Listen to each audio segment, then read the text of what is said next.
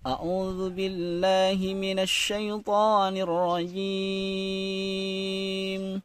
بسم الله الرحمن الرحيم. قل هو الله أحد الله الصمد لم يلد ولم يولد ولم يكن له كفوا أحد. Sadaqallahul azim. Assalamualaikum warahmatullahi wabarakatuh. Sahabat dakwah milenial yang dirahmati Allah Subhanahu wa taala. Surah yang saya bacakan tadi tentu sahabat sudah tahu dan insyaallah semuanya hafal ya. Karena ini surah yang sangat favorit, terutama ketika kita sholat tarawih ya. Imam selalu baca surat Al-Ikhlas ini. Surah Al-Ikhlas adalah surah yang sangat luar biasa. Sebab turunnya ayat ini, dahulu teman-teman kafir Quraisy itu meminta gambaran kepada Rasulullah tentang Allah Subhanahu wa taala. Wahai Rasulullah, seperti apa sih Allah Subhanahu wa taala? Maka kemudian Allah menurunkan surah Al-Ikhlas sebagai jawaban kepada mereka kafir Quraisy.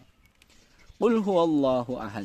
Katakanlah wahai Muhammad, dialah Allah yang ahad, yang satu. Satu tidak terdiri dari komponen-komponen sebagaimana makhluknya. Kalau handphone misalnya teman-teman satu tetapi terdiri dari komponen. Misalnya ada baterainya, ada LCD-nya, ada kartunya dan lain sebagainya. Maka ketika dicabut salah satunya maka satunya itu tidak sempurna. Berbeda dengan Allah Subhanahu wa taala, Al-Ahad, satu tidak terdiri dari komponen-komponen. Allahus Samad. Ini dikuatkan oleh ayat setelahnya. Allahus Samad. Allah lah tempat semua makhluk ya. Tempat semua makhluk dalam tanda kutip ya, bukan tempat sebagaimana makhluk itu ya. Tempat semua makhluk meminta kepada Allah Subhanahu wa taala atau berlindung kepada Allah Subhanahu wa taala. Allahus Samad.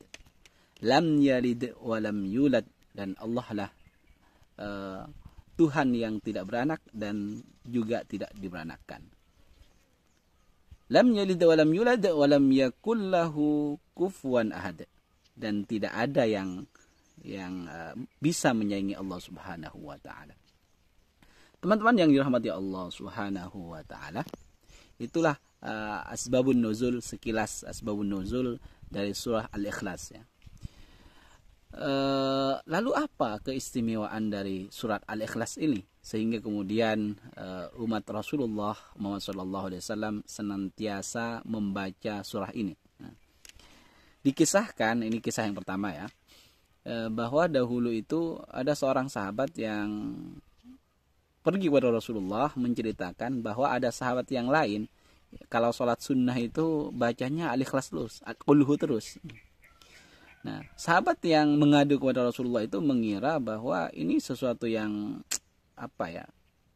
pendek banget gitu ya. Kalau kita mau beribadah kemudian baca Al-Ikhlas ya, ini pendek banget. Maka kemudian sahabat ini mengadu kepada Rasulullah, wahai Rasulullah, sahabat yang satu itu kalau sholat bacanya Qul hu terus gitu. Bagaimana kemudian pendapat Rasulullah? Di dalam sebuah hadis, qala Rasulullah sallallahu alaihi wasallam, "Walladzi nafsi biyadihi, innaha la ta'dilu thulutsal Qur'an." Rasulullah kemudian bersabda kepada sahabat ini, "Walladzi nafsi biyadihi." Demi zatku yang ada di dalam genggamannya, innaha, sesungguhnya surah Al-Ikhlas itu, innaha la ta'dilu, sebanding atau sama atau bisa menyaingi gitu ya. Kalau kita membacanya, la ta'dilu thulutsal Qur'an, sebanding dengan sepertiga Al-Qur'an. Sepertiga Al-Qur'an, luar biasa ya. Innaha la ta'dilu thulutsal Qur'an. Itulah keistimewaan dari surah Al-Ikhlas ya.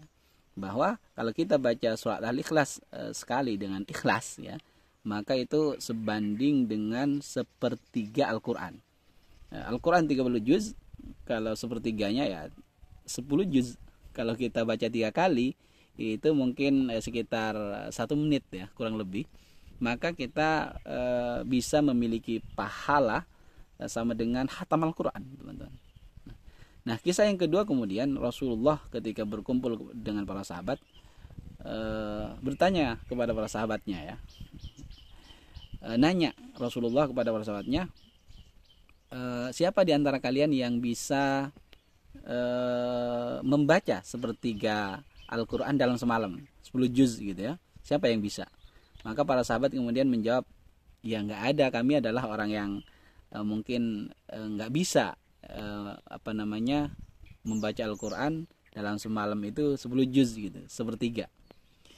Maka kemudian Rasulullah Muhammad Shallallahu Alaihi Wasallam bersabda, ya, ada ayat yang bisa menyaingi sepertiga Al-Quran, yaitu Qul huwallahu ahad Allahus samad lam yalid walam yulad walam yakul lahu kufuwan ahad. Itu kalau kita baca maka sama dengan thuluthul Quran, sepertiga Al-Quran. Karena itu kemudian teman-teman, di bulan suci Ramadan ini kita berlomba-lomba.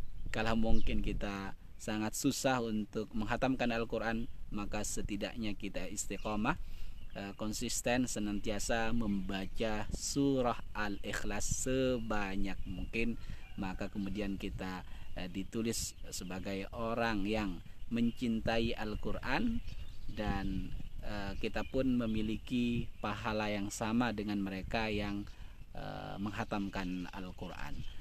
Demikian, semoga bermanfaat. Subhanakallahumma wa bihamdika asyhadu an la ilaha illa anta astaghfiruka wa atubu ilaik. Assalamualaikum warahmatullahi wabarakatuh.